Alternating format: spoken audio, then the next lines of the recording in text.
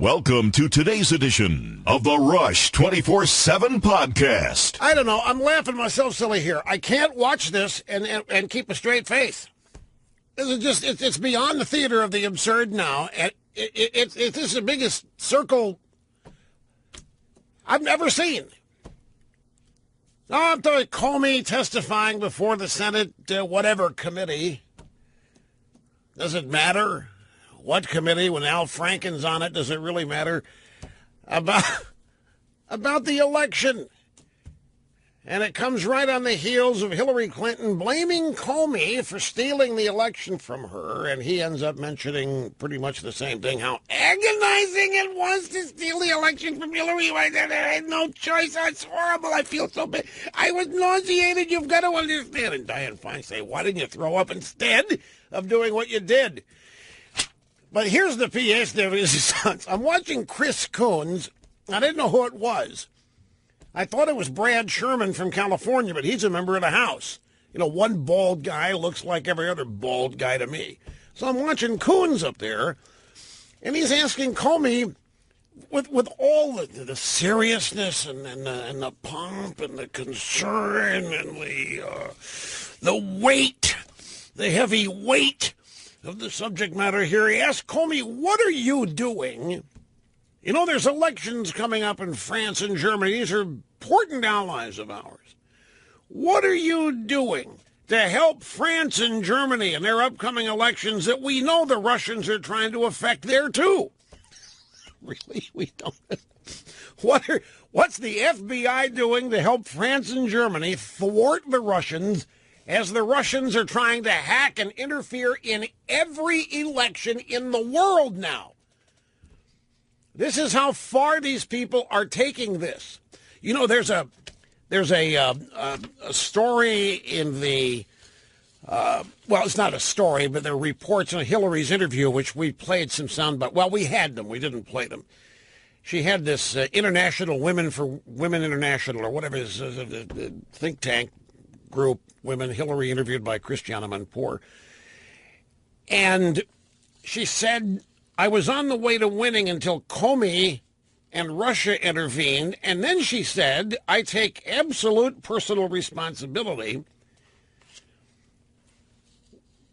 You think Hillary would score more points with her base if she had said, I absolutely take no personal responsibility? None of this was my fault. I didn't lose the election. The Russians cost me the election. Misogyny cost me the election. And Comey lost me the election. What is she doing taking personal responsibility? She's so stupid she doesn't even know her own party. The Democrat Party doesn't want anybody on their side taking personal responsibility. They want scapegoats. They want Comey. They want Putin.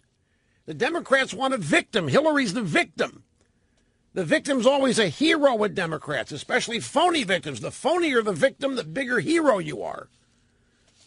And here she is blaming herself. That just shows you how out of touch she is with her own base. Hang on a minute. Screensaver just came on here, and I got to deal with it. Just a second here, folks. I've got the strangest TV set up here. You wouldn't understand it if I tried to tell you, and I'm convinced nobody else has the problem I have. At any rate, I fixed it. Was just a push of a button. Let's go to the audio sound bites. The drive-by media is outraged. They're actually not outraged. They're jealous as they can be. They are envious as they can be.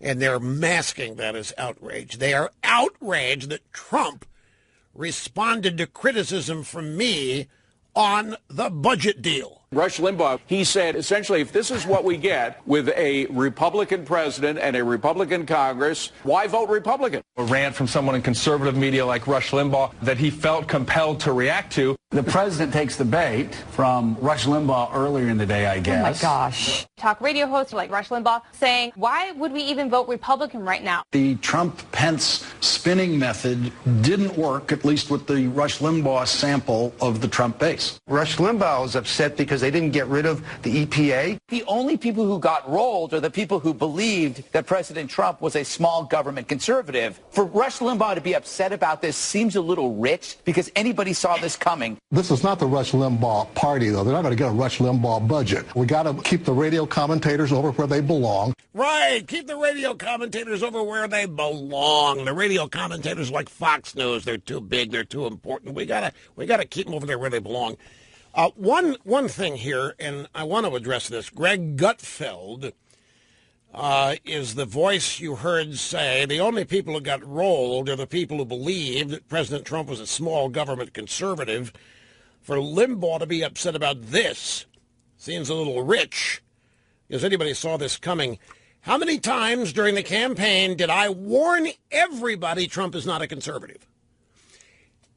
Multiple times a day. How many times a day did I tell people that Donald Trump is not even ideological?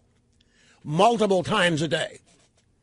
How many times have I told you, do not expect Trump to be a conservative? He isn't one. Why did I change the name of my think tank from the Institute for Advanced Conservative Studies to the Institute for Advanced Anti-Leftist Studies? To say that Trump was promising doctrinaire conservatism in this? This is, Mr. Gutfeld, come on, you're smarter than this. This is not at all what this is about. This is the Democrats getting everything they wanted in this thing, except $21 billion increase in defense spending, as I pointed out with Vice President Pence yesterday. If I'm the Democrats, $21 billion for defense is a small price to pay for keeping funding for sanctuary cities, keeping funding for Planned Parenthood, and all of the other SOPs, keeping funding for the EPA, all of those things. This was not about conservatism. This was about expectations of Trump voters, many of whom are not conservative either. But they are opposed to Democrats, and they are opposed to liberalism. More importantly, they heard exactly what Trump said. But even more importantly than that, Mr. Gutfeld, who won the election? Trump and the Republicans won the election. But you would never know it by looking at the outcome of events in this budget deal. You would simply never know it, which is why I asked the vice president yesterday, if this is what we get when you vote Republican, why should we keep voting Republican? I never once talked about conservatism, because that isn't what this is about. And I told you back in the campaign that it was not about conservatism, because that's not who Trump is. Here's the next bite. This is Steve Kornacki. This is Today's Show today. Matt Lauer said, hey, if you're a Republican member of Congress, Steve, you're one of the majority in the House and the Senate. How do you feel about the president's tweet when he says, quote, our country needs a good shutdown in September to fix the mess? This is Donald Trump responding not just to Democrats taunting him, but he's got talk radio. He's got Rush Limbaugh on conservative radio saying, hey, Trump got rolled on this budget deal, and Donald Trump doesn't like to hear that. And so the next time this funding comes around, we're going to do it differently. We're going to give him the shutdown. But meanwhile, if you're a Republican on Capitol Hill, what do you want to do between now and September? You want to get tax reform done. That's where you want your focus. That's where you want your emphasis. Now he's sidetracking you with all talk of a shutdown. Well, once again, I specifically made the point that nobody got rolled here, and that's what's wrong with this. You know, it would be marginally more acceptable if we got rolled, because that would imply at least there were well-intentioned efforts here. Nobody got rolled. Paul Ryan didn't get rolled, and Mitch McConnell didn't get rolled. They weren't fooled. Nobody played a trick on them.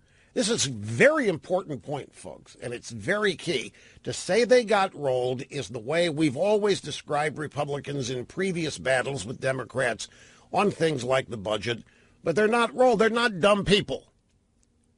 They're not uneducated. They're not uninformed. They are very informed, very opinionated, very powerful people. They didn't get rolled. They got what they wanted.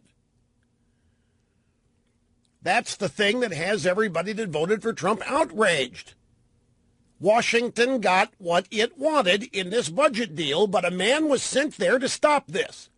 Not a conservative, not a doctrinaire ideologue, but somebody based on what he had said during the campaign was sent there to stop this. And the first chance to stop it, they passed and kicked the can down the road.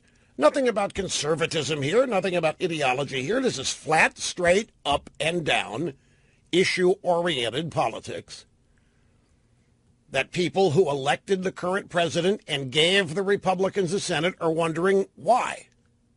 What difference does it seem to make? So this is not hard to understand, but people putting words in my mouth and putting assumptions in their own heads about what I should have seen coming. It's not just me, it's the expectations that were created and are continually created at presidential rallies, by the way. I think what's really upsetting some of these people is right here in this bite. Trump responding to talk radio. Trump responding to Rush Limbaugh. Remember who we're talking about here. The drive-by media. Trump calls them fake news, the failing New York Times, and he doesn't respond to them. When they criticize Trump, Trump doesn't change anything. He doubles down. They think when I criticize Trump that Trump heeds my criticism, and that's why they're jealous, and that is why they are envious, and that's why they're mad. Because in Trump's world, they are fake news. They are the people that Trump ought to be reacting to. They are the people Trump ought to be responding to. They are the people who ought to be quaking in their boots that Trump should be quaking in their boots. I'm happy to have the opportunity to set this all straight, but we're not even finished. Mick Mulvaney was on Fox and Friends today with Steve Doocy. And Brian Kilmeade, and this little exchange they had. There's not much swamp draining so far, and that disappoints and frustrates them. One of them is Rush Limbaugh. In terms of funding the president's priorities, that's my job. That's what the budget director does. And I can tell you that the entire OMB and the West Wing, including the Oval Office, very excited about the money that we did get for the president's priorities yesterday. Keep in mind, $21 billion for the military, additional money for border security, more money for school choice. I did an interview with y'all in New York a couple of months ago when the budget came out, and what were our priorities at that time? More money for defense, more money for the border, more money for school choice. All right. Now, I understand wholeheartedly the effort by the administration to sell this as an accomplishment and an achievement. In some ways it is. I'm not denying that. But you go ask your average Trump voter, these were not the top-tier signature issues that Trump used to rally support. Those were the wall and immigration, tightening down on it and everything, the EPA, Planned Parenthood, number of federal funding, reducing the size, giving the government going, tax cuts, and getting rid of Obamacare. Those are the things that were the big deal. Now, I think I know what happened here. I'm going to take a stab in the dark. And by the way, I know I just kissed off any invitation I was going to get maybe to a state dinner. But so what? I think what happened here is that when they say that they have set a record, that this is the first time a newly inaugurated president has been able to change an existing budget that he inherited, ergo, that is a big deal and another unprecedented achievement of President Trump. I think there's no, well, they are pitching that. And I think they probably, from the get-go, never looked at this CR as an opportunity to do anything else. In their defense, folks, in their defense, Trump submitted a budget whenever it was, February, and it is his budget blueprint for the next budget, which they will start talking about in September and October. Government fiscal year begins October 1st. And that's where they were going to do all of the magic. That's where they're going to start the implementation of the Trump agenda. And the CR was going to happen. I mean, the government was going to run out of money at a certain time. The continuing resolution had a stop date. It was this week or last. I mean, they knew that coming in, but I don't think they looked at this particular budget fight as any kind of a battlefield. That's all to come in September. And I'm not saying this because Trump starts talking about a shutdown in September. I think it's a missed opportunity that they didn't see or plan on because they're looking further down the road. And I think they're a little blindsided by the criticism. I genuinely do. You're frowning at me like you're asking, how can they be blindsided? Well, I thought there should. Snurdly says there are veteran political players in there should have seen this coming and should have seen it for the opportunity. I agree with you 100% about that. But they didn't. If they did see it as a political opportunity, they passed. They passed on it. But Trump voters, hey, it's been going wrong for too many years. The earliest chance, first chance you get to fix it, you fix it, and you get a double whammy because you ram it down the Democrats' throats. They lost. This doesn't compute. They lost the election. Here's Congressman Jeff Duncan. He is from South Carolina. He was on Fox Business Network after the bell with David Asman. And he says, I was listening to Rush Limbaugh. Asman says, listening to Rush earlier today. He said, essentially, if this agreement is what we get with a Republican president and a Republican Congress, why vote Republican? What do you say to that? Well, I agree with him. We asked America to give us the majority in the House, majority in the Senate, and give us the White House, which they did. America's frustrated when they see this sort of budget deal come forward and the priorities that we talked about. The promises and pledges that we've made the American people were abandoned in this deal. So I think Rush Limbaugh's right on this. Debbie Blabbermouth Schultz on CNN last night. For people who actually want to make sure that we can continue to invest in healthcare research, for people who wait oppose a minute, wait, this is not ridiculous... the bite. This is not the bite. I don't know what you're playing, but it should be. You gotta take a break anyway. Find what I've got here is cut 5. It begins with the president's right. This is what winning looks like for Democrats. Anyway, quick time out. Back with more in a moment. We'll get back to the Debbie Blabbermouth Schultz soundbite in a minute. We're just going to play it because she's mentioning all the reasons why the Democrats won and how Trump lost, and I was just going to echo the sentiment that that's the Democrat spin. But here's Chris Coons. This is what I was talking about. The program began. This guy was asking questions of Comey, senator from Delaware, that I could not keep a straight face listening to this. Here's the question first. What more should we be doing, both to defend our election infrastructure and our future elections against continuing Russian interference? And what more are you doing, or is the agency doing, to help our allies in countries like France and Germany that have upcoming elections where there's every reason to believe the Russians are actively interfering there as well? This poor Comey? It's bad enough that he can't protect Hillary from the Russians. Now he's got to go protect whoever in France. Now he's got to go protect whoever in Germany. And if the Russians interfere there, it's going to end up being Comey's fault. Coons wants to know.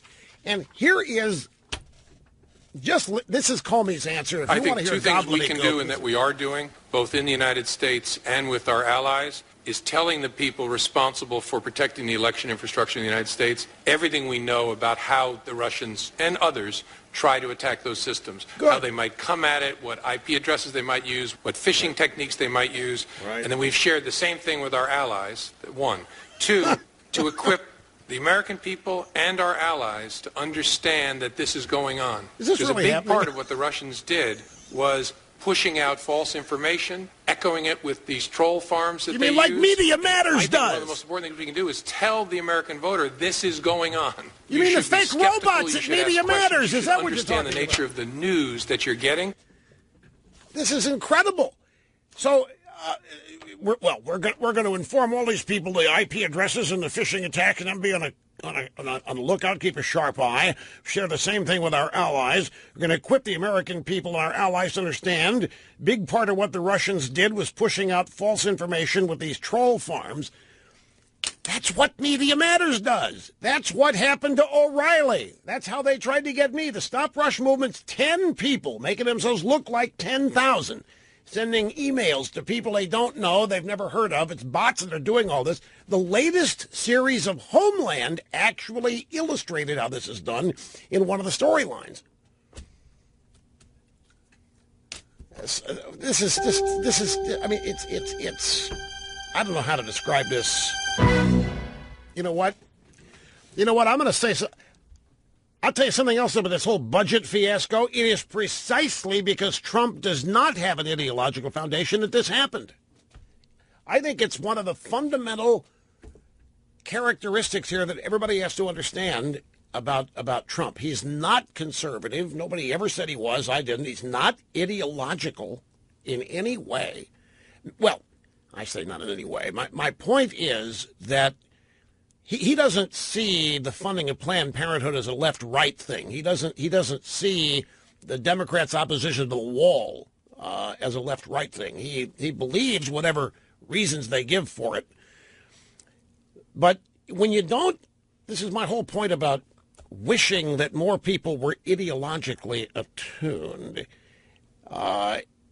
If one had a familiarity and therefore a reasoned opposition to socialism, liberalism, big government, then it would have been immediately noticeable what this budget was and the danger that it portended if you didn't do anything about it.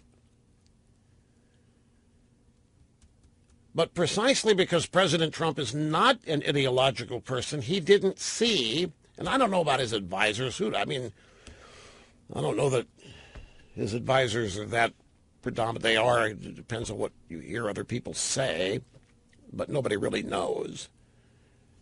But if anybody there had been an ideologically tuned, fine-tuned person, then every pitfall in this budget would have been seen for the pitfall that it is. Absent that is how you can look at it. I don't have to deal with it right now. These people winning it. You don't see anybody winning on something you don't get involved in. So if we're not going to tackle Planned Parenthood, there's no winner. I haven't gotten involved yet. If there's no money for the wall, I don't care. I'm going to do that later. Screw them. Meanwhile, the Democrats are out clapping and yelling and claiming victory, and the media is doing the same thing, and they're wondering what the hell happened here. Here's Blabbermouth, just to illustrate the point. This last night on CNN, Aaron Burnett out front. The question, this is what Democrats don't want you to know. We're building this wall right now. That's what she's quoting Trump is saying. Democrats don't want you to know. We're building the wall right now. What does that mean, Blabbermouth? The president's right. This is what winning looks like for Democrats, for people who actually want to make sure that we can continue to invest in healthcare research, for people who opposed his ridiculous, unnecessary border wall. There's no money in this budget to build the wall, and there is also no money for the additional detention officers. They absolutely didn't want this budget to look like it does. I don't think they cared. That's the point. They're not revved for it yet.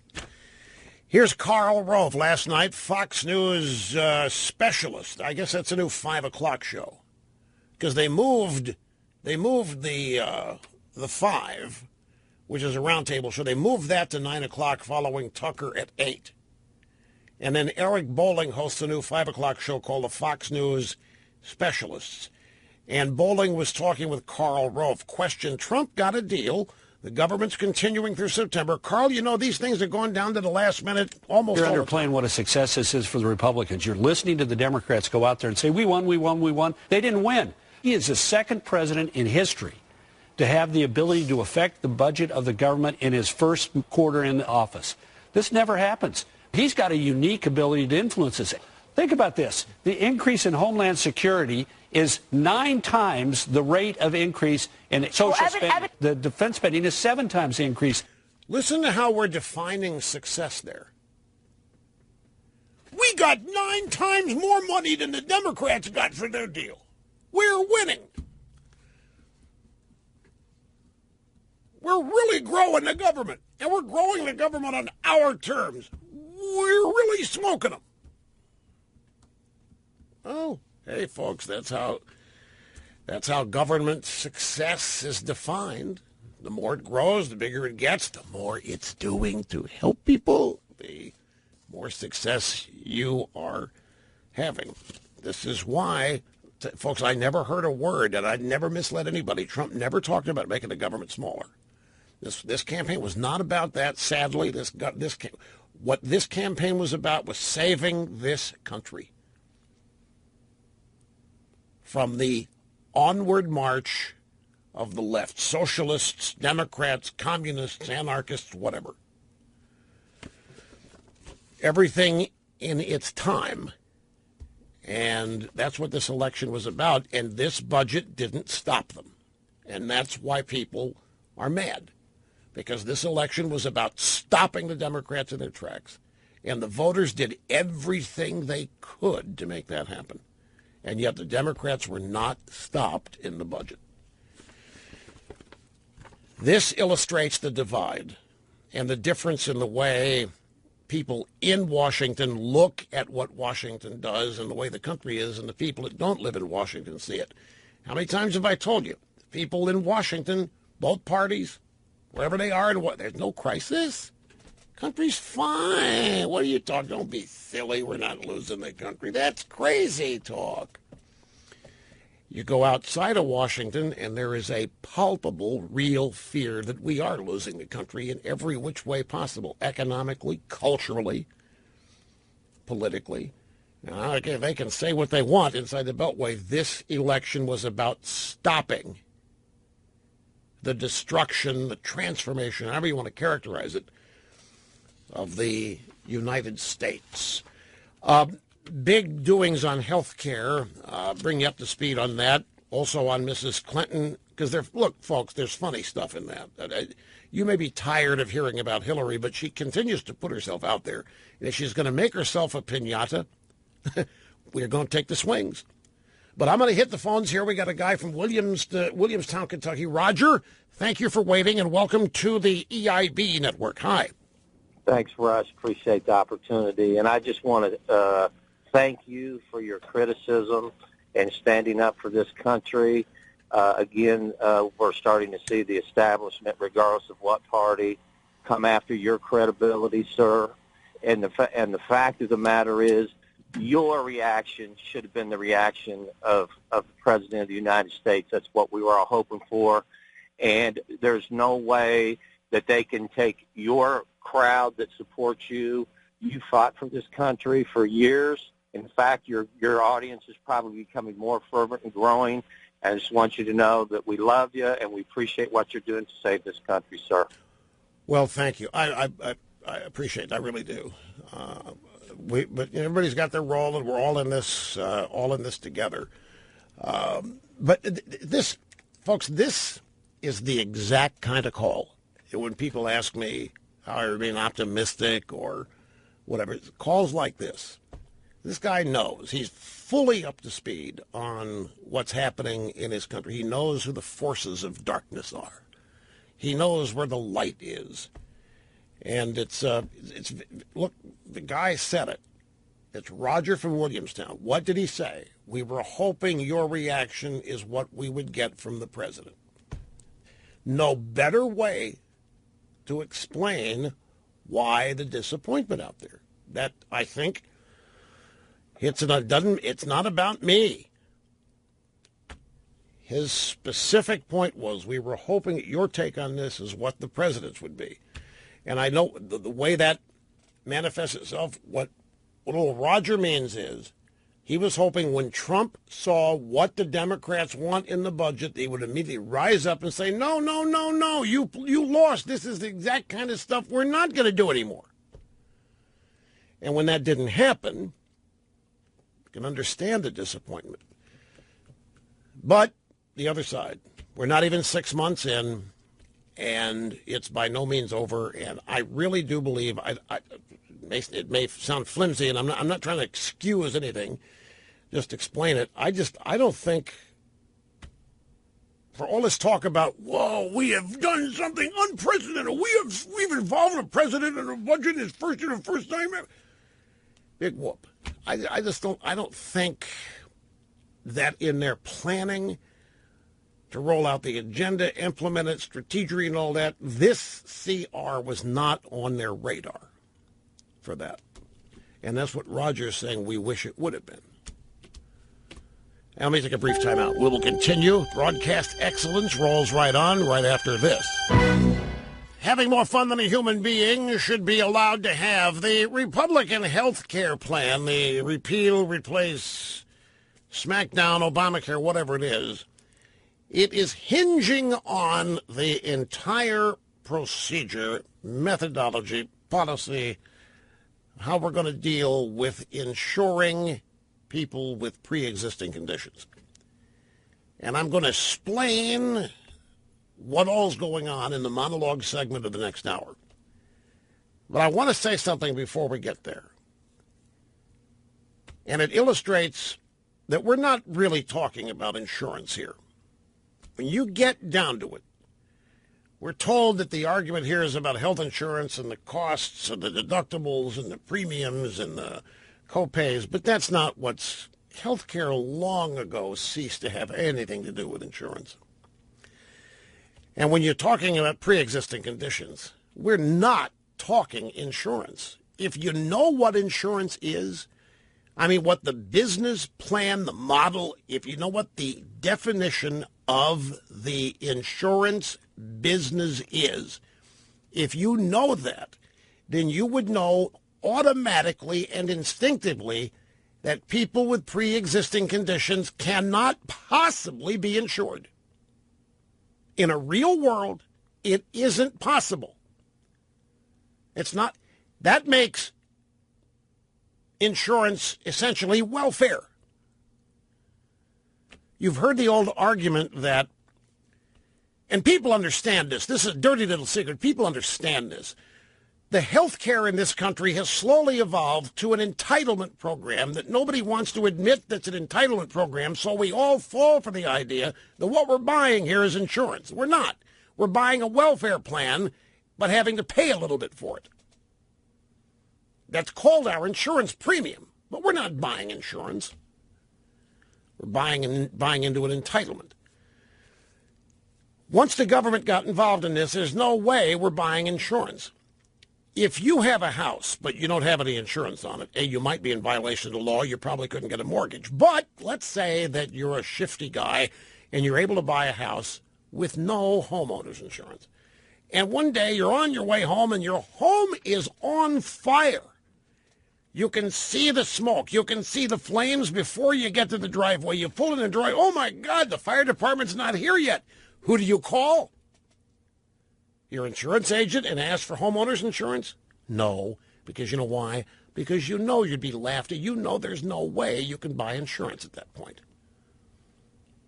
Nobody will sell it to you. It's not the purpose of insurance. Insurance is insuring against the odds something's going to happen to you. It's based on mathematics and actuarial tables, and it's a real live business. But it isn't in healthcare. And the minute you start tacking pre-existing conditions onto what you're going to call health insurance, you have just blown up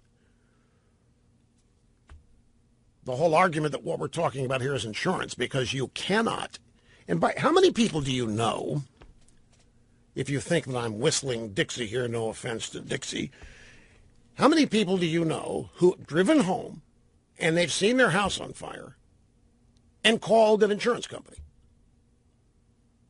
You don't know anybody because nobody's ever done it, because everybody knows they couldn't get it. There's no way. You cannot get, same thing with an automobile. I know the law says you have to have it, but how many people do you have an accident with that don't have insurance?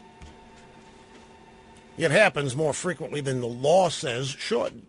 So you have an accident, you don't have any auto insurance, you're going to call somebody, hey, I just totaled my car, I need insurance. Oh, really? What kind of policy do you? Well, I want you to give me a new car. Ha ha, they'll laugh you off. You're not so stupid that you even make that call. But when we're talking health, pre-existing conditions represent maybe 4% of the population that we're talking about. So any health care, I don't care if it's Obamacare, Trump care, Ryan, whatever, it's being held up basically here on the pre-existing condition side for 4% statistically of the population. But here's why it works, Jimmy Kimmel notwithstanding. Pre-existing conditions, people that have pre-existing conditions are really sick. They are not waiting to get sick. They are. Other people buying quote-unquote insurance are not sick yet, but the law says they have to have it or they want to have it because it's so expensive they go broke, blah, blah, blah.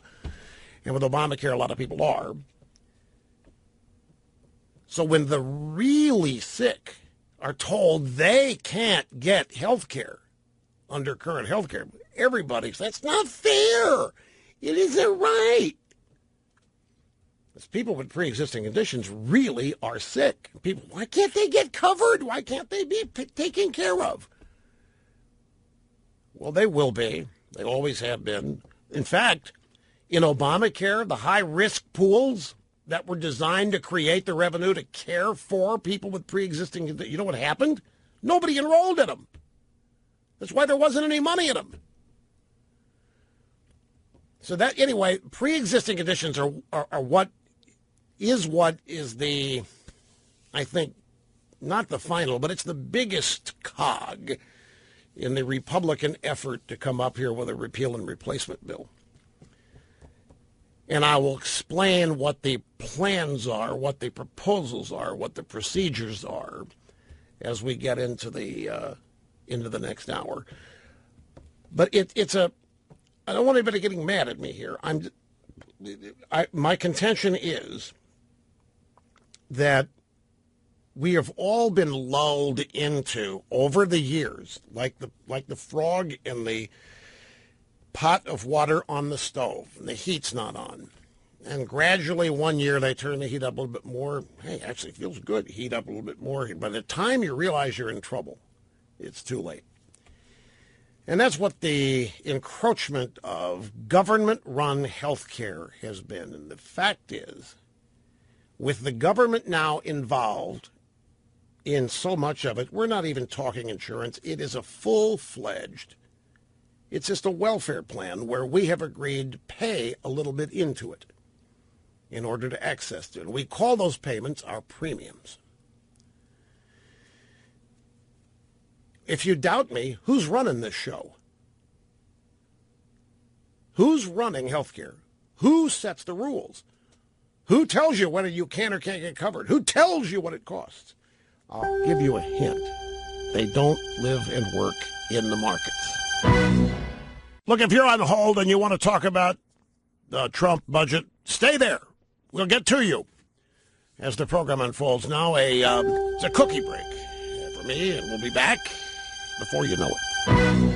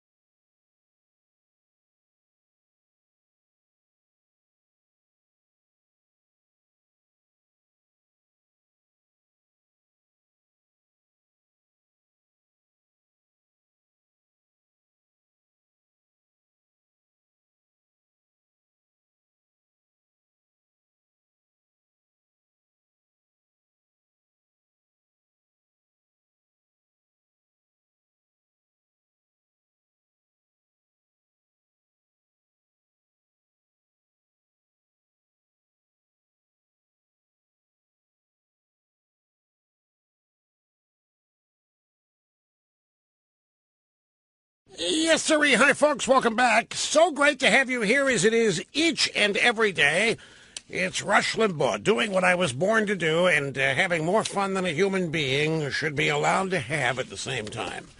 Our telephone number, 800-282-2882. If you want to be on the program, the email address, lrushbo@eibnet.us. I got a fascinating email. I think it's interesting to me. During the break, it's from Bitsy Rothbard in Spokane, Washington. I'm gonna paraphrase it.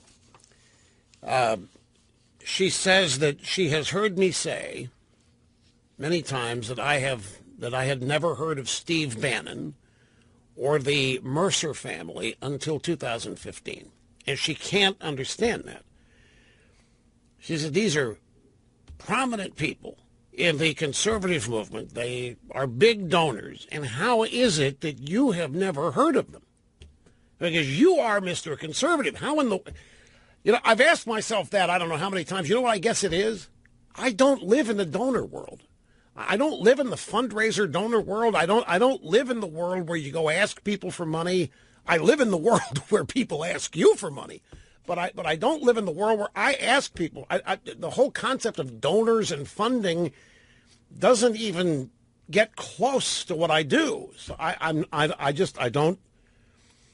don't function in that world. But I know it exists. I mean, we have over the years, Heritage Foundation has sponsored and my work with leukemia, lymphoma, and the Marine Corps Law Enforcement Foundation. But those are not ideologically oriented charities. I'm not, it's no big deal, but this emailer says she just finds it hard to believe that I, as Mr. Conservative, wouldn't know the people responsible for getting Trump to hire people in his administration. And that's as best I can tell you. There's nothing wrong or right about it. It's just what it is. When it comes to that whole world, folks, I just wasn't raised in it. I was not raised in it where you ask people for money, for causes or for anything. You just didn't do it. And you didn't accept it. And it was a totally foreign world. And I realize that's how much of Washington actually operates. But I have no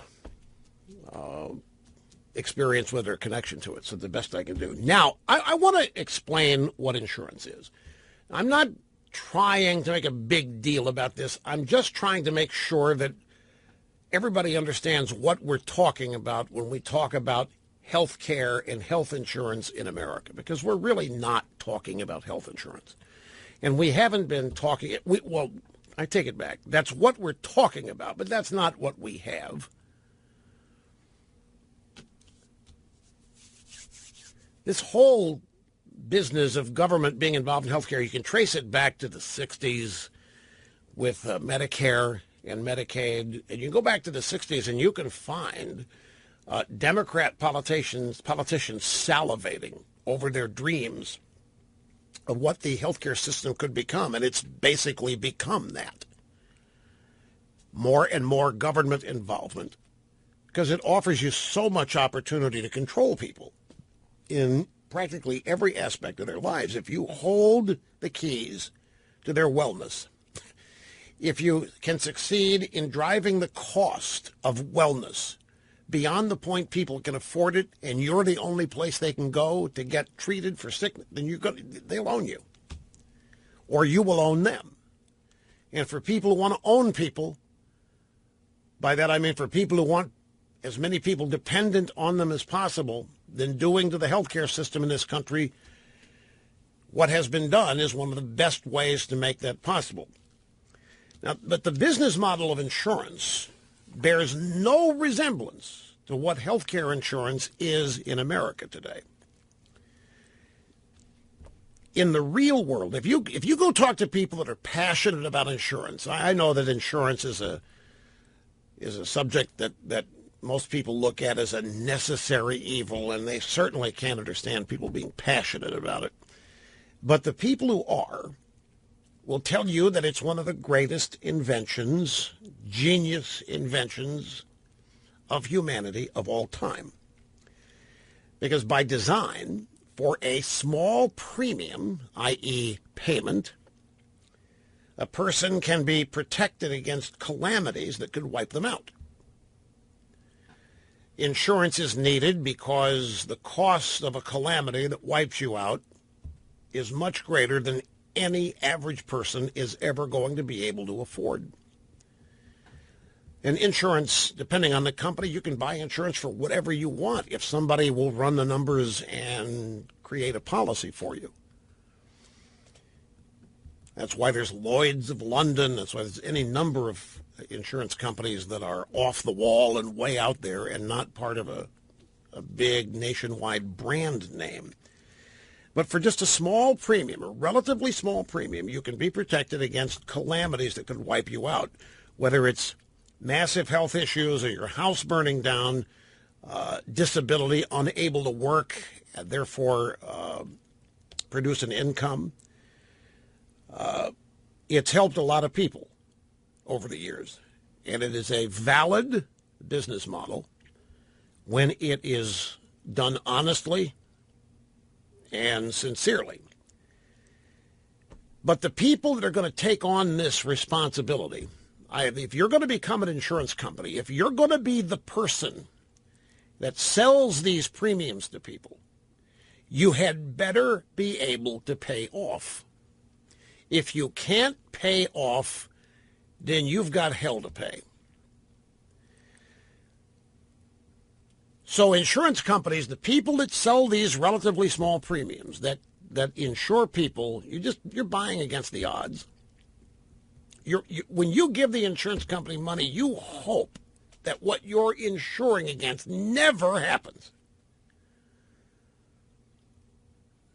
If it does, the insurance company had better be able to pay off. They had better have access, not just to the money you paid them, but all their other policyholders. And they had better have invested all of that money so that their pool grows and grows and grows to be able to handle any and all claims that come their way.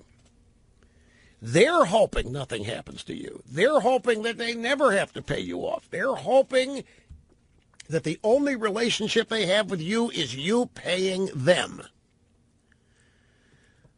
But they always are going to have to pay off. Tornado goes through town. When I was young, when I was growing up, very young, a tornado ripped through our little town, Cape Girardeau, Missouri. And my parents told me that the first people on the scene were the insurance companies paying off. It was a PR opportunity like no other. Be the first in the town. When people finally were able to go back and look at the destruction, the first people they saw were their insurance agents willing to help them right then and there. It worked. But they require a mathematical certainty.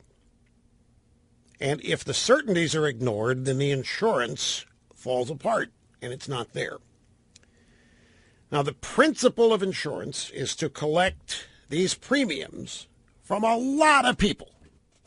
You go out and you sell policies to as many people as you can, where the trends and the actualities of loss can be calculated. So that's what the actuarial tables are. For example, if you're in the business of selling health insurance, let's say, you are going to find out some hard, cold facts. You're going to get some stats. Okay, you sell a policy to 1,000 people. What's going to happen? What's going to happen to those 1,000 people? Well, you can't predict it. All you can do is study averages, occurrences, and create likelihoods. So if they end up knowing, quote, calculating, that for every 1,000 people, 380 or so are going to get cancer, then that's step one in pricing the premium that they sell you.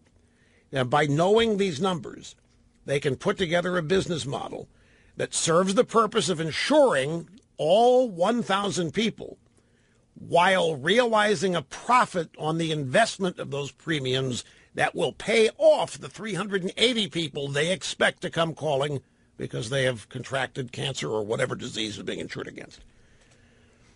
But none of this works, and the business model falls apart. If you throw pre-existing conditions into this, if all 1,000 people coming to you buy insurance already have cancer, what in the world are you doing telling you can't? You would not sell them insurance. That's not what they would. You would have to send them someplace else. That's not what you do. You don't. You're selling people an opportunity to be made whole if something happens, not after it has happened. Insurance is not what you do. If you're selling policies to people who are already sick, you wouldn't do it. You just, because that's not the business you're in. So who does pay for people who are already sick, who can't buy insurance because of it, because it makes no sense to sell it to them? In the real world, it's a dumb thing to do, to sell insurance to people that already are sick. So what are we as a society going to do in that circumstance? Because the fact of the matter is the vast majority of those people with pre-existing conditions are not going to be able to afford it themselves. So what do they do? Where do they go? Well, what we're trying to do is include that group of people in a system that we're calling health insurance. I'm sorry, folks, it breaks down, the numbers don't work, the business model falls apart, and we're not talking insurance anymore.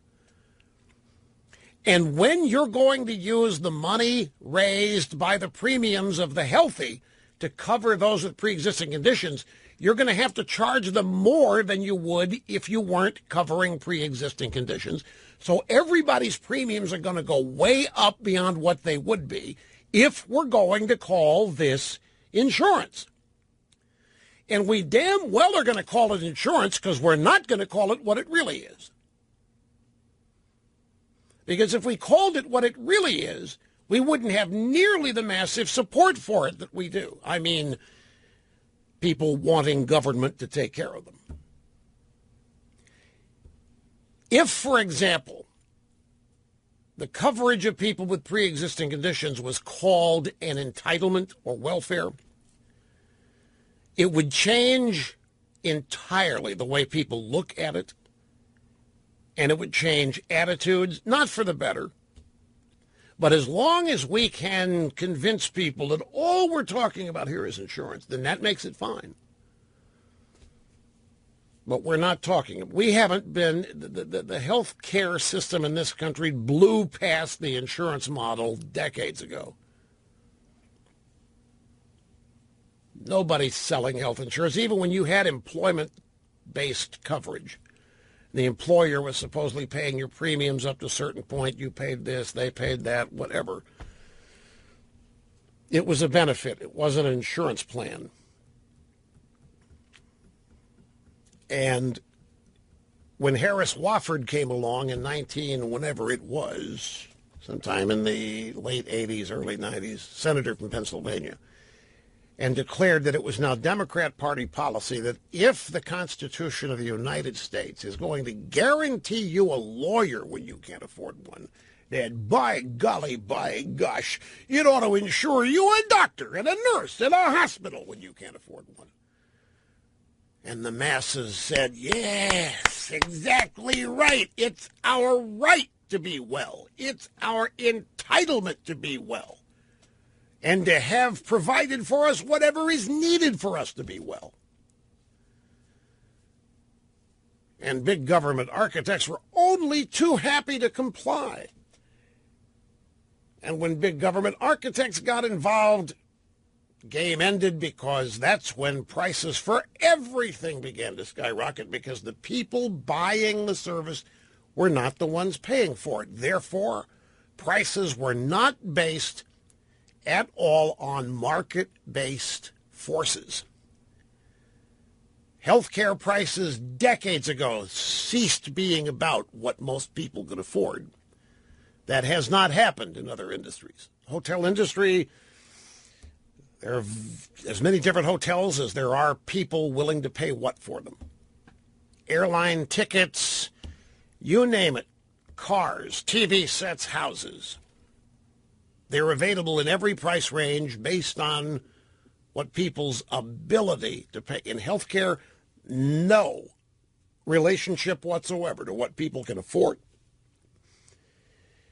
Prices are nowhere near what people can afford. Prices are the most that they can get an insurer or the government to repay them for. When you have third-party payers, once or twice removed from the actual patient, customer, then long gone is any market pressure on pricing. That's where we are in our healthcare system. But yet we still call it what it isn't. We call it insurance. We call it this because it's easier to sell it to people as insurance. When what it really has become is its own entitlement program or welfare program that you have to pay a little bit for. Kind of like Social Security. You get, yeah, but you have to pay for it, theoretically. And that makes it all okay. No, it's not welfare. Not welfare. I have to buy a policy. I'm paying a policy. Yeah, a policy that's now so out of whack you can't even afford to use it. Thanks to Obamacare. Premium skyrocketing. The deductible is such that you don't want to use the policy. Yet you want to get covered because the government's told you you have to have this. It's now a matter of law. You have to have Obamacare insurance. If you don't, you are in violation of the law. And when you go out into the marketplace trying to buy it, there is nowhere you can go where the price makes any sense based on what you can afford. You can't afford it unless there is a subsidy. And where does this subsidy come from? Well, other taxpayers, but most people think from the government. Because the pricing here is not relevant to reality in any way, shape, matter, or form. Got to take a break. Be back. Continue just a second. Don't go away. I'm going to get back to the specifics of pre-existing conditions in the Republican health care bill here in just a second. I want to grab a call from somebody been on hold who wants to talk about the Trump budget that we were discussing in hour one. This is Matt in Beaverton, Oregon. I'm glad you waited, and welcome to the program, sir. Thank you for having me on. I appreciate it. You bet. I wanted to play devil's advocate here and get your opinion on whether you thought I was right or not. I think that President Trump is a long-term player in all things, and when it comes to the budget, I think that he may have decided that the continuing resolution is not the battleground for this, that the best place to do it is the budget in September and to pressure the Republicans who are going against him by sort of a shutdown and making them look bad. Do you think that that might be possible? Yeah. I think it's possible. I even advanced a version of that theorem myself when I said that they're actually looking at September and the next full year budget in terms of their planning, and just decided to skip past the CR thinking, hey, it's temporary. Just take care of it to get us through September when things really begin. It's possible. Many people see it as a missed opportunity. What with the Democrats gloating about victory, so many major Trump, not promises, but major Trump objectives, agenda items, were not even attempted to be stopped. I mean, this is what's got people bamboozled and they can't figure out. I don't know. Also, this shutdown business. You know, I've heard people claim now. We've had a bunch of people claim that Trump is really claiming victory here because he showed that we can be bipartisan. That we avoided a shutdown. We worked with the Democrats. That really has me scratching my head. That's. I don't remember Trump talking about that from the campaign. I don't remember that being a Trump objective. I know he said he had the ability to bring people together and negotiate, but not the way they're describing this. And welcome back, Rush Limbaugh. Half my brain tied behind my back just to make it fair. in an answer to an emailer, my point about insurance and pre-existing conditions. Look at what I'm going to try to describe attitudinally the way most Americans see this entire health care, health insurance, medical treatment array. It begins with the realization everybody has that they can't afford it. They can't even afford the basics anymore. The basics have gone way beyond most people's ability to afford. Just a checkup to the doctor, because the law requires all these tests now. You just can't afford it. You go to the doctor in an emergency room where you don't need any treatment, but they have to do $10,000 worth of tests. So everybody knows they can't afford it. Ergo, they need somebody helping them out. What's the objective? Most people think the objective is to make the sick better. Most people think that there is compassion behind the American healthcare system and that it is there to take sick people and make them well, or to make them better, at least to give them treatment. Because we think that's a right now. Enough people think that that is a right. That has been one of the ways all of this has been sold, if you will, by the Democrat Party. So in the discussion of finding the most efficient ways of providing this access to people, they get sick, they get to go get treated, it gets paid for, and they're not destroyed in the process financially. Well, in the real world, the vast majority of people are not sick at any one moment in time, but at some point in their lives, they will be. The younger you are, statistically, the healthier you are, and the less time you need to spend with doctors and nurses and medical appointments and all this.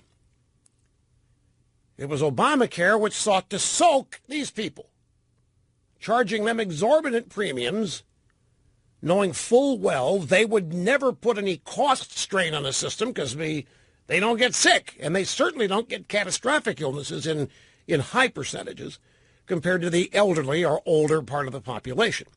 But the point is this. The entire system, as far as people are convinced, as far as they've been made to believe, that the healthcare system is there to help people get well. And that we as a society have agreed that that's what our healthcare system should do. The sick should be treated and get well. Now we move to those with pre-existing conditions. By definition, those people are really sick. They are sick every day, all the time. And yet, what does our system say? Well, sorry, we can't insure you. We can't insure you. And people say, what do you mean you can't insure them? The purpose of our system is to make people well. And you're telling me they can't participate? Well, no, because it's silly to insure people that are already sick and maybe terminal. It's a losing proposition. You SOBs, you heartless SOB. You see where it breaks down? In a system that most people think is rooted in compassion and helping the sick get well, we tell this one group over here, sorry, we can't treat you. And those people happen to be the really sick. It doesn't make sense. Why can't we sell them insurance, Mabel? Why don't they want it? Well, I don't know, Nancy, but you're going to tell me that that's not really insurance. But why shouldn't they give them something for crying? Those are really sick people. And it breaks down. And those people are 4% statistically here of the population. So we are now tying ourselves in knots for a nationwide healthcare system run once again by a bunch of wizards that know nothing about it. We're trying to devise a healthcare system that accommodates 4% of the population first,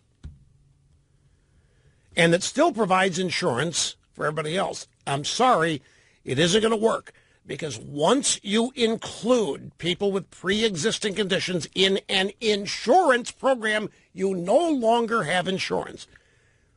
And I'm not splitting hairs, it matters, because it matters in the way our government betters then come try to sell this. Why do you think that Obamacare created a mandate for you to buy this because they knew you wouldn't. The way they were structuring this, they know nobody with common sense would pay what Obamacare costs are, so they're going to make it a matter of law for you to buy it. Obamacare made no effort to make this affordable. Obamacare made no effort to bring down costs or premiums. Obamacare made no effort. Obamacare's sole objective was to make as many people as possible think they were getting a freebie, and then create in those people a nationwide demand for the program. So where are we today? Well, interesting story here. This is this from the New York Times earlier today. GOP scrambles as crucial voice shuns the latest health bill. With 2 days left before an 11-day recess and no vote scheduled, House Republican leaders worked Tuesday to win votes one at a time for their latest bill to repeal Obamacare. A failure would be the third time for Speaker Ryan. Bad news, couldn't rally his House majority, blah, blah, blah. Representative Fred Upton of Michigan was the latest Republican defector, but Fred Upton carries more weight. Upton was a supporter. Upton earlier today, last night, pulled himself out, says he was a no vote on this. Does the name ring a bell, Fred Upton? Well, it will when I tell you. Fred Upton led the charge in the House of Representatives to get rid of the incandescent light bulb and replace it with these curly-cued compact fluorescents. That's who Fred Upton is. And Fred Upton, therefore, because Fred Upton did something the left loved, now he has a lot of power. So when Fred Upton pulls out, the media says, oh, man, Ryan's in trouble. Fred Upton, oh, my God, oh, my God. Ever since Mr. Upton helped Obama lead the drive to do away with incandescent light bulbs, he's been a darling of the drive-by media and a crucial voice. Upton said he was pulling out because the Republican health care bill torpedoes protections for people with pre-existing conditions. Now we move to a story from CNN right before the program. Breaking news, GOP Representatives Fred Upton and Billy Long say they will now support the Republican plan to repeal and replace Obamacare after having met with President Trump this morning. So last night, darling of the left, Fred Upton was opposed because the Republicans were going to be mean to people with pre-existing conditions. After having met with Trump, he's now switched to a yes vote. The White House is in a full court press to rally Republican support because they want to get this done again because of an upcoming 11-day recess. They just had a 14-day recess. They've got another 11-day recess coming up. So next we turn to Betsy McCoy, who has a piece at InvestorsBusinessDaily.com. in which she says that some Republicans are running scared. Although the latest Republican bill solves two problems, it lowers premiums and protects people with pre-existing conditions, the fence sitters are worried about something else, and that's called getting reelected. As a member of the New York delegation said, the issue is optics. These Republicans are cowed. They are frightened. They are scared because of the false reports in the media that the GOP is abandoning people with pre-existing conditions. Let me ask you, in the news that you've consumed in the last 24 hours, have you seen this story reported on Obamacare, the latest repeal and replace effort? If you have, you no doubt have seen the media, CNN, New York Times, want to tell you that the Republicans want to torpedo people with pre-existing conditions. They don't.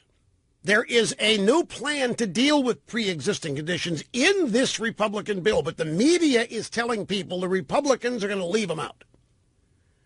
And the Republicans on the fence know that the media is lying, but they are conceding the media has more power with their voters than reality does.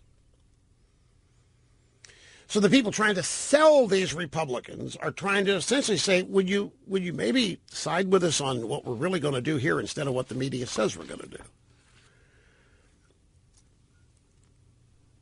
The truth is, nobody in this deal, from the White House down to the House of Representatives, wants to abandon people with pre-existing conditions. This is along the lines of Republicans want to starve kids. This is along the lines of Republicans are going to kick seniors out of their houses. Republicans are going to take your Social Security away. It's a common tactic the left uses, and now they've ramped it up. Republicans want to torpedo people with pre-existing conditions, but no one wants to do that. There is a consensus on the Republican staff here that people with pre-existing conditions should be able to get something that we're going to call insurance. See, even Ms. McCoy here calls it insurance. Whatever they end up, it isn't going to be insurance. We're bastardizing a term, and it matters. They're going to be covered. They're going to be able to pay. Their treatments are going to be paid for. It isn't insurance. But as long as we call it insurance, everybody will be comfortable with it. Because then we're not being mean. We're not denying insurance to the really sick, even though we're not talking insurance here. The issue is who pays. Well, wait a minute. If they're going to be part of the insurance pool, aren't they going to be paid? No, because nobody will sell them. Nobody's going to sell insurance to people already sick. It just isn't going to happen. They're going to have to be accommodated some other way. What ought to really happen here is, the simplest way, is to take whatever the percent of 4% who have pre-existing condition and designate them as a special class who are going to have medical expenses covered by some funding mechanism that may be part of the overall bill or not. But don't commingle these people with the genuine insurance that's going on elsewhere. Because then we're not talking insurance. And it does matter because that's the way they're able to convert this into a massive welfare bill while everybody thinks it's insurance. It's another sleight of hand. So here's how the Republican bill that they're all debating now deals with pre-existing conditions.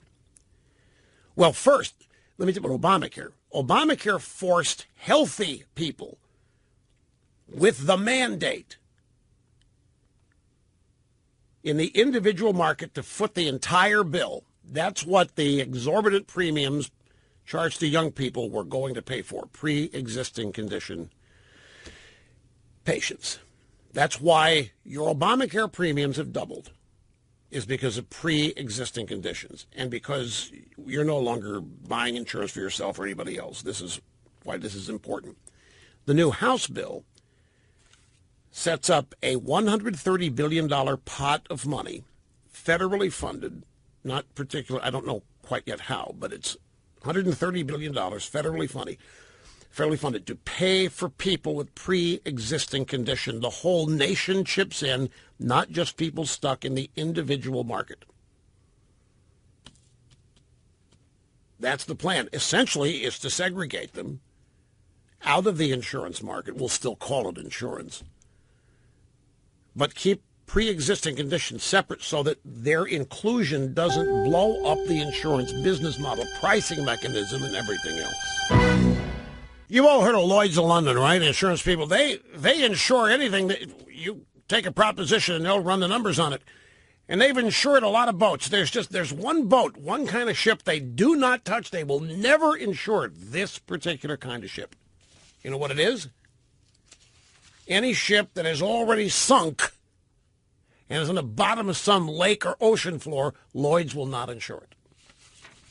Isn't it mean? It's so unfair. How can they be so cruel to those particular boat owners?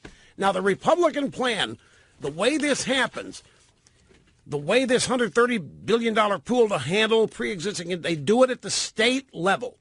States will be able to choose to get a waiver from the Obamacare community pricing rule. I'm not going to bother telling you what that is. Just trust me here. Once the states get that waiver, that will mean insurers can start selling to healthy people at a far lower cost because they're not going to need to raise money to cover pre-existing condition people. That's happening separately over there, and the state's going to make this happen by exempting people from the Obamacare community pricing rule. States that get that waiver will see double-digit premium decreases for the healthy almost immediately. It was the community rating or the community pricing in Obamacare, the single biggest reason premiums have doubled since 2013. And at the center of it is people with pre-existing conditions. I'm not meant to pick on them. I'm trying to be very compassionate here. You can't call insurance. If you call it insurance, you blow the whole system up for everybody everywhere else. If we as a nation are going to pay for the sick to get healthy, then pre-existing condition people need to be at the top of the list. They're the ones that are really sick right now. So James Comey, FBI director, just testified that he's confident the Russians are going to keep trying to tamper with American elections. Oh, yeah. Makes it sound like we're not going to be able to ever stop them. Except I can envision one scenario. The next time the Democrats win, the Russians will have had nothing to do with it. Any bets?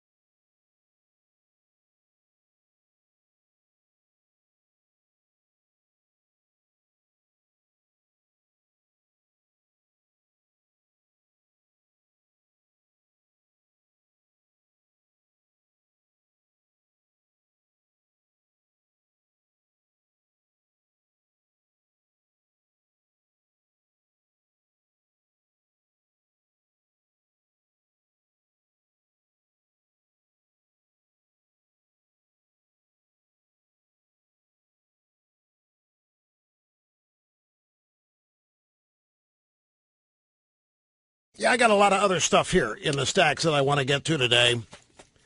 We've covered the budget deal. Yeah, still got people on the phone. I want to talk about that. That's fine. Tried to explain the problem with calling pre-existing condition coverage insurance, what it does to the rest of the market. Republicans are trying to deal with that in their health care plan, get rid of Obamacare. And it is a good first step. We talked to Pence yesterday, and I could tell from what the Vice President said, they're still planning Phase 2 and Phase 3. Their original plan here to come back for Phase 2 and Phase 3 of an Obamacare repeal and replace is still ongoing, because he talked about eventually getting to the point where they eliminate the prevention that exists now from selling insurance across state lines. So we've got that. But there's something that happened today, ladies and gentlemen, in the Comey hearings that because everybody is so focused on trying to get Comey to say the Russians stole the election from. That's all any of these Democrats have been doing. They will not give this up. It is gone beyond absurdity now. They're doing everything they can, despite Mrs. Clinton going out there and making a mishmash of this yesterday.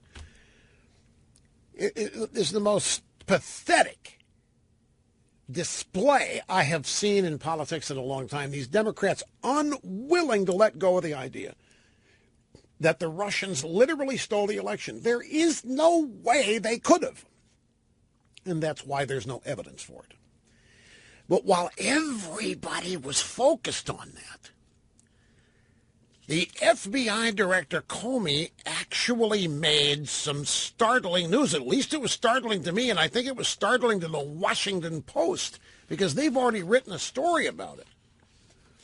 Headline, Comey says classified Clinton emails were forwarded to Carlos Danger. That'd be Anthony Weiner. Now, we knew that some of these emails ended up on Huma's computer and that Weiner might have seen them. But what's new here, listen to Comey explain it. This is during his testimony, and he's being asked all these questions about, why did you go public? Why did you come back to Congress in October and said you had to reopen the investigation? And this is what he said in part. They worked night after night after night, and they found thousands of new emails. They found classified information on Anthony Weiner. Somehow, her emails are being forwarded to Anthony Weiner, including classified information by her assistant, Huma Abedin. And so they found thousands of new emails, and then called me the Saturday night before the election and said, thanks to the wizardry of our technology, we've only had to personally read 6,000. We think we can finish tomorrow morning, Sunday. And so I met with them. And they said, we found a lot of new stuff. We did not find anything that changes our view of her intent. So we're in the same place we were in July. It hasn't changed our view. But I had to go tell Congress, because when we saw this was... Now remember, Comey let her slide on the flimsy reason that he couldn't find any intent on her part to traffic in classified information, remember? There's no question she broke the threshold of the law. But Comey said, no reasonable prosecutor would bring a case, bring a charge, we can't find any intent. Which is another way of saying the woman is so ignorant of what happens on computers that even if she had wanted to, we don't think she knows how, which is bogus. So what we have learned here, we knew some of this. The new information here is that somehow, quote unquote, somehow, Hillary's emails were being forwarded to Anthony Weiner, who is only engaging in sex chats with teenage girls out there. Classified national security emails forwarded to Weiner's computer by her husband, his wife rather, Huma Abedin. No intent.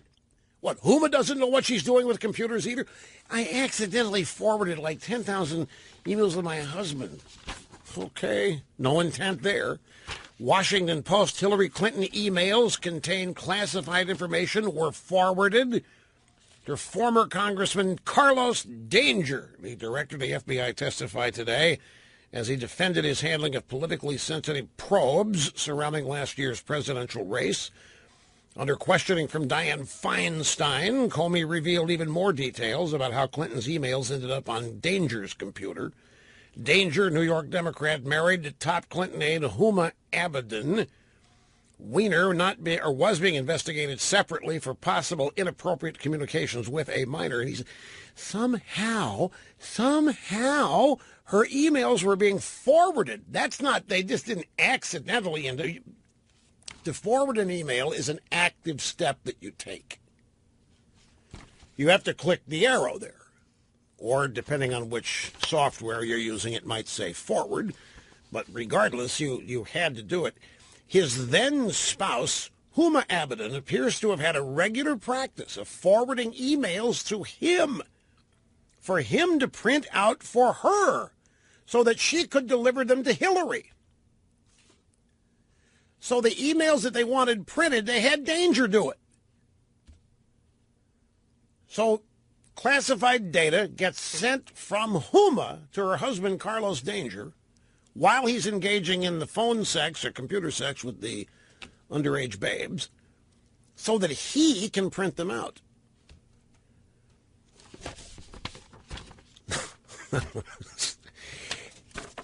Comey said that he was mildly nauseous to think the FBI impacted the 2016 election. I'm highly aware, folks. I have situational awareness.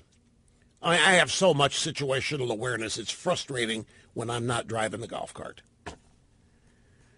If I'm not careful, I can have my mood adversely affected by people driving a golf cart who are not situationally. Oh, what do you mean? What do I mean? Okay, let me see if I can describe what I mean. You tee off and you drive your cart to your shot, and let's say your shot is in the left rough, and there is a hill right beyond your ball that is too steep to drive the cart down. So if whoever I'm with drives that cart right up to the ball facing the hill, the only way out of it is to put it in reverse and then turn right to head back down the direction down the fairway. When I drive, I leave the cart in the position I'm going to be going after I hit the ball.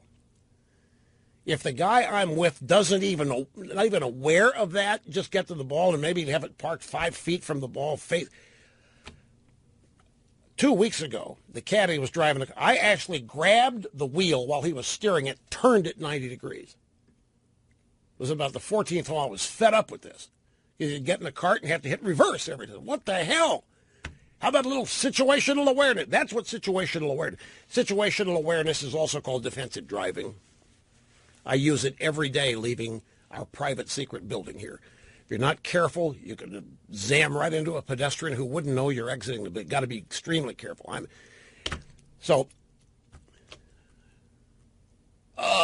If I'm playing well, I'm a ball to be in a golf cart with. If I'm not playing well, you don't talk to me. You know, and don't pretend that you care, because I'll see right through it. Especially if the people I'm playing are happy I'm screwing up, don't try to act like you're not happy. Don't try to fool me. I'm too aware. Anyhow, so I'm situationally aware. So I hear yesterday Hillary go on and on about Comey cost her the election by going to Congress and announcing that had to reopen this because of these emails they found on Danger's computer that Huma had forwarded there. And then today, the very next day, Comey comes out, says he feels nauseous that he had to do that. Now, I'm sorry, I find it a little beyond coincidental that Hillary would say one thing one day and then Comey comes out and echoes it the next day. That, to me, is a giant setup done on purpose for the drive-bys to carry the narrative that Hillary was shafted by Comey. And that Comey, for whatever reason, he doesn't mind being taken to the woodshed over this. Here's another little bit of irony, too, that I don't know. Well, I don't know about others, but I noticed this. This is a story from Mediaite. I didn't actually see this. It happened on MSNBC. MSNBC's Elise Jordan I don't know who that is. I guess she's a anchor, info babe, analyst, strategist, whatever. Reminded the GOP that dead babies do not make for good messaging. Now, what do you think she was talking about? This is MSNBC. She's uber leftist, admonishing the GOP, dead babies do not make for good messaging. She was talking, she said this in a segment about some conservatives having a backlash to Jimmy Kimmel's emotional monologue on his newborn son's congenital heart disease. You know, Kimmel on his show the other night talked about the near death of his son and then steered into a political rah-rah for Obamacare.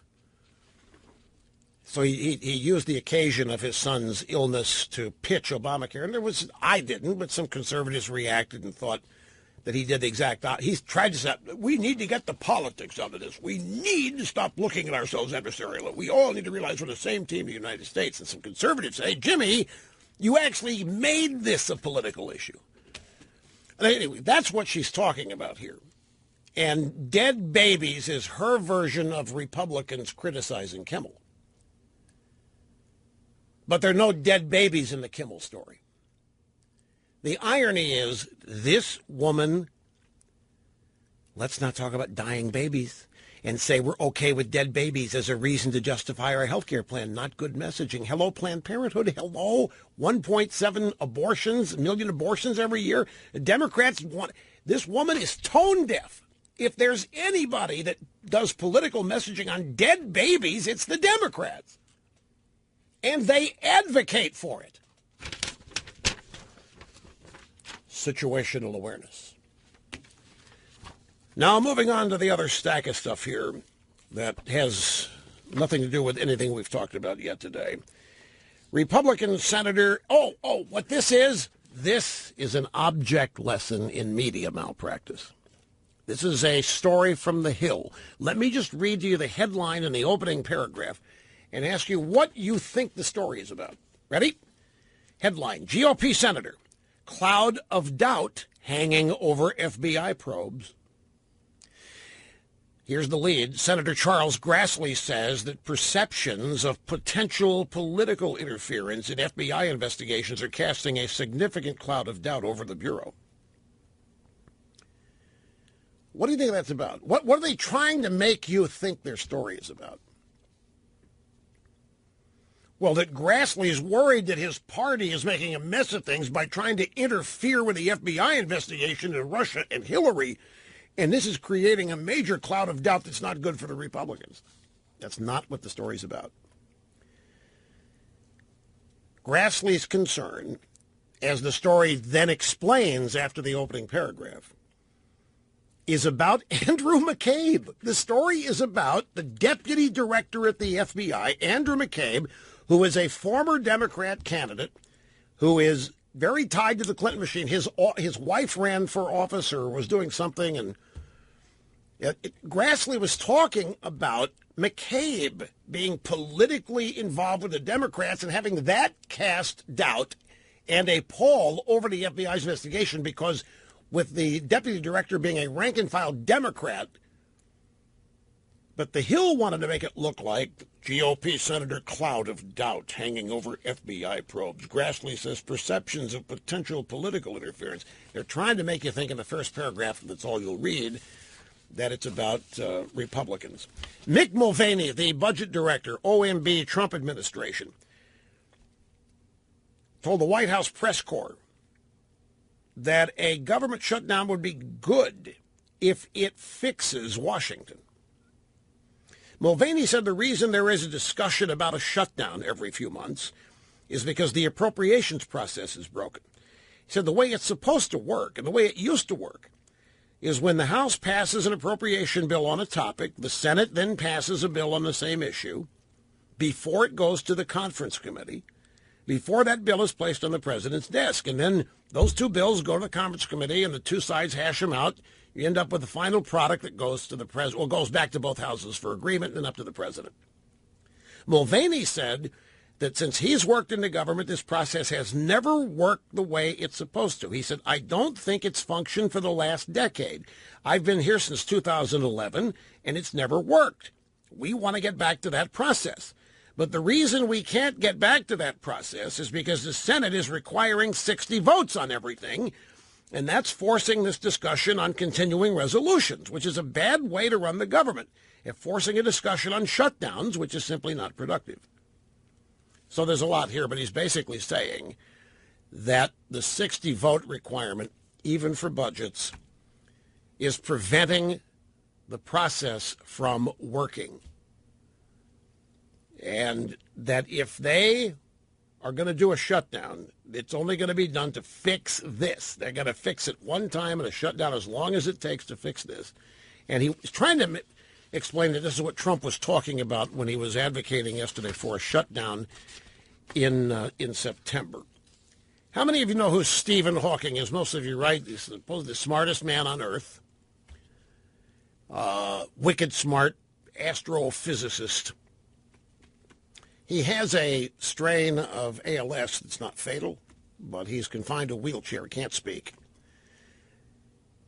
But he is hailed as the most brilliant physicist and scientist that we have among us, this side of Bill Nye, the science guy.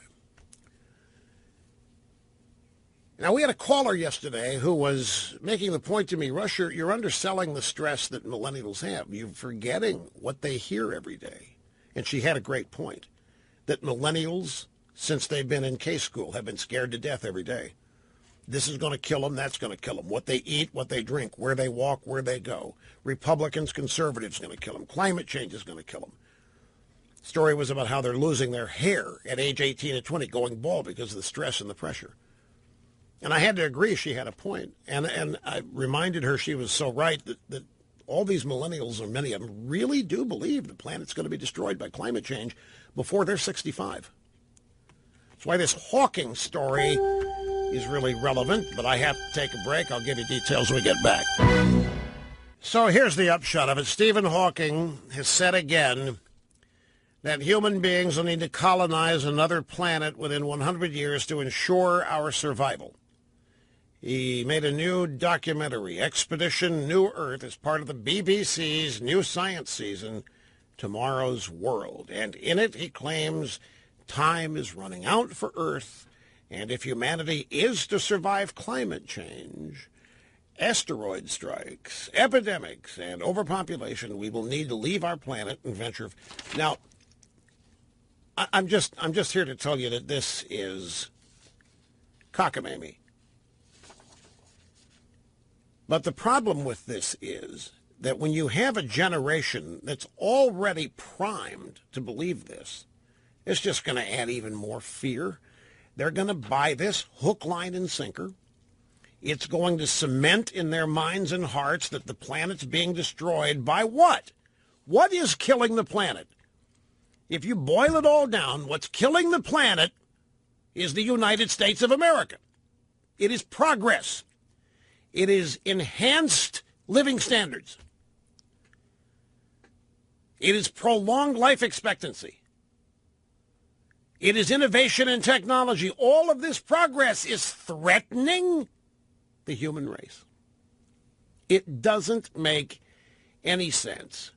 He says this with certitude, 100 years. Notice all of these predictions, all of these dire consequences are made so far out, none of us will be alive to know whether Hawking's right or wrong. We're just going to rely on the fact he's right because he's so smart, Mr. Limbaugh.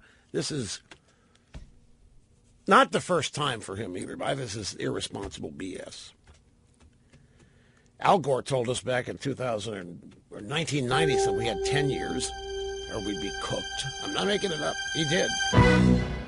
Okay, so look at this. Yesterday we have Hillary saying the Comey letter, or the Comey appearance at Congress, reopening my, that killed my campaign. That's the reason I lost. Comey today testifies, I was so nauseated I had to reopen the investigation. It felt so bad. I hope I didn't affect the outcome of the election. Oh, my God, I can't live with myself if I did. And just now, Nate Silver, 538, The Comey letter probably cost Clinton the election. Charts, graphs, 6 pages when you print it out. He plugs it on Facebook by saying, so I have a long article up on the Comey letter and how the media covered it. While the headline's fairly clear, even a small Comey effect would be enough to swing the election to Trump. I'd encourage you to read the whole article. I submit to you that this is not coincidental.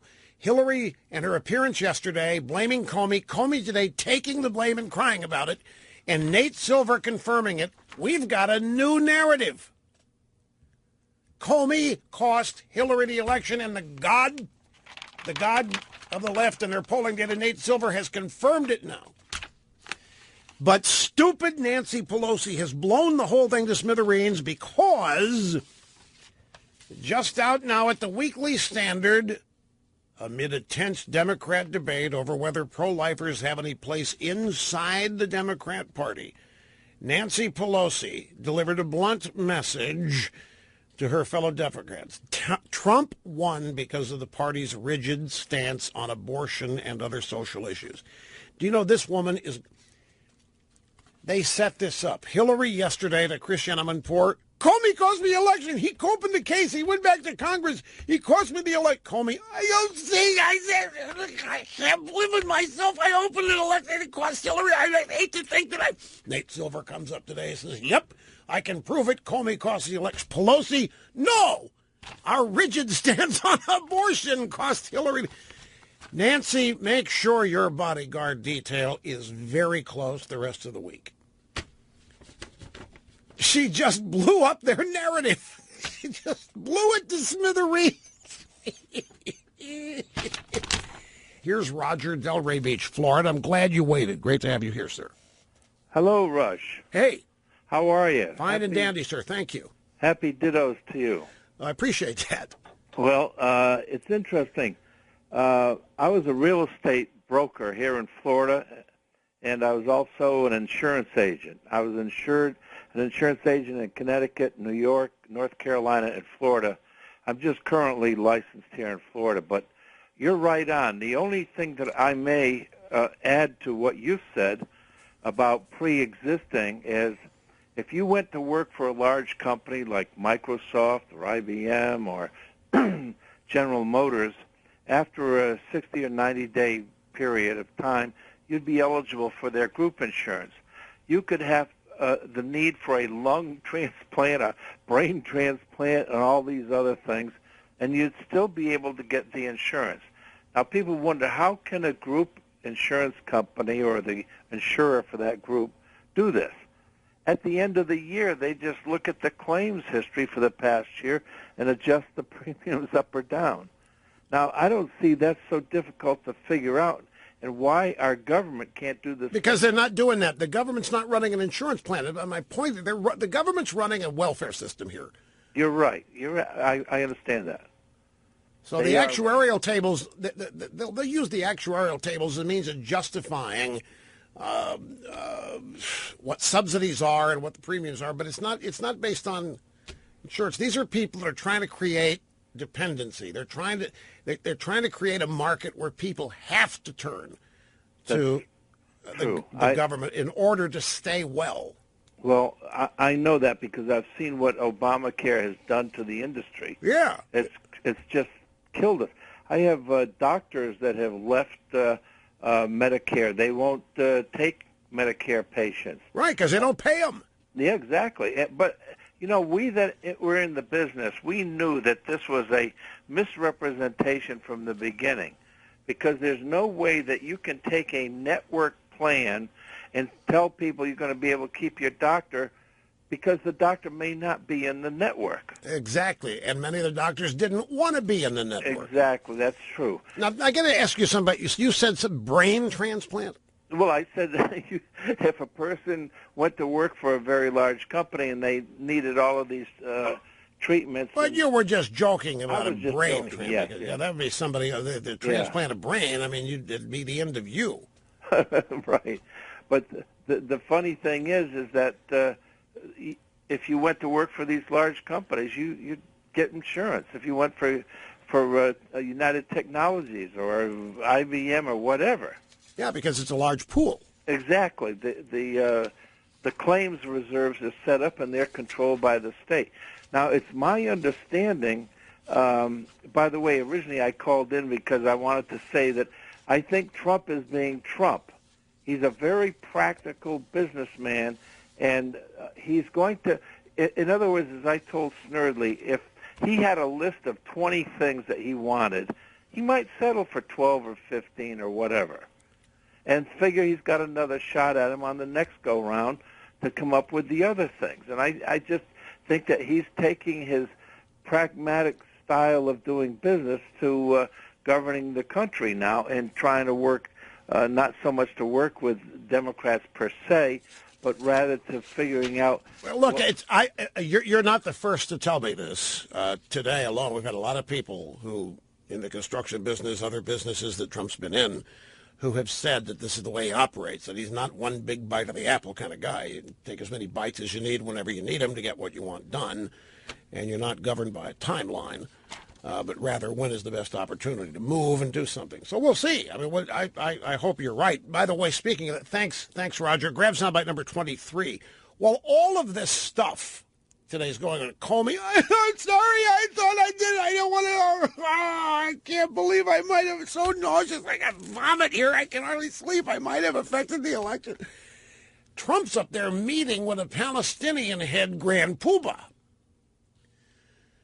whose name is Mahmoud Abbas, and they had a joint, I guess, appearance of press conference. And here, listen to this. This is going to outrage.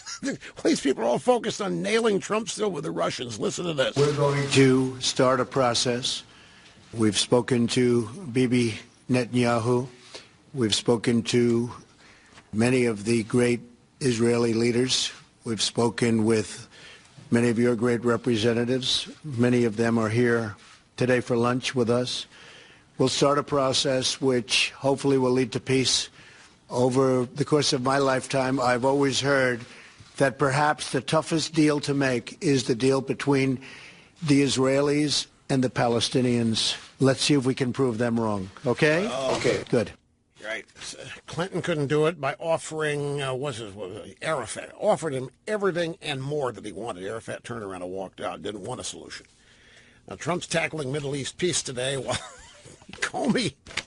Comey's, I have no doubt the Russians are going to be trying to affect every election. And I don't know.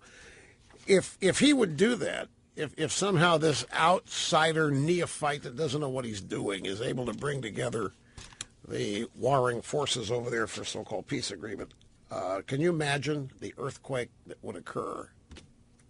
And all the think tank specialists who will no longer be needed for analysis and suggestions and all that. Anyway, that's a big bite of an apple that he's going to take. We'll take a break and be back in a second.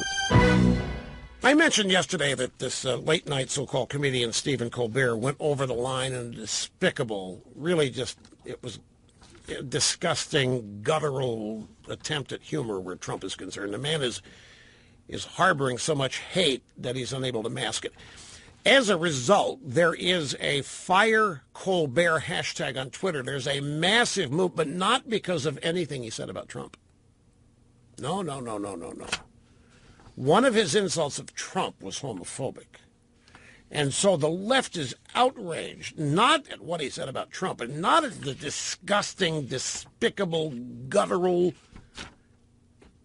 filthy stuff he said. No, it's that he made what many think is a gay joke, and that's just unacceptable.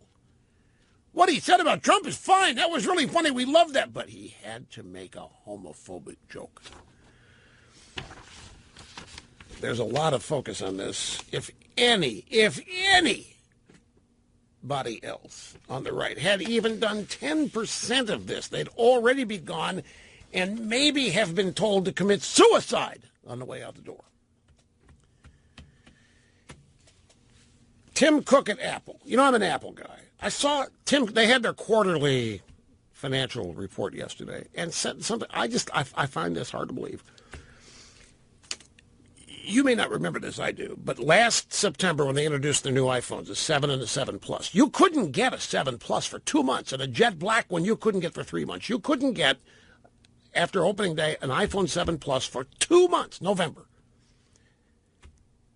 Nowhere. And Cook said yesterday, well, we misunderstood. We didn't plan correctly as to what the demand in it.